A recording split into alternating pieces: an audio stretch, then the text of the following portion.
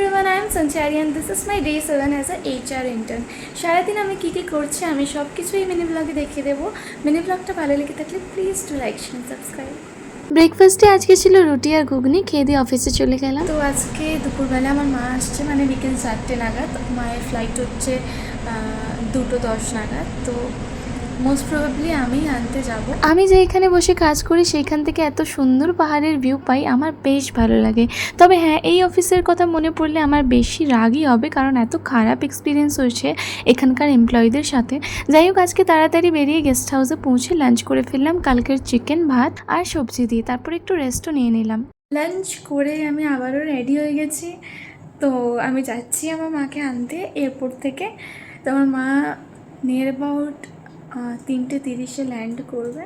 তো চলে যাওয়া যায়। বেরিয়ে পড়লাম মাকে রিসিভ করতে এয়ারপোর্ট থেকে। আমরা তো টাইমেই পৌঁছে গেছিলাম। গুয়াহাটি এয়ারপোর্টে টার্মিনাল 2 নিউলি বিল্ড আপ করেছে আর এখনো কাজ চলছে। মাকে নিয়ে চলে গেলাম সেনকো গোল্ডে এমনি কিছু জুয়েলারি কালেকশন দেখতে। মিনি ব্লগটা এখানে এন্ড করছি, দেখা হবে নিউ মিনি ব্লগে। টাটা।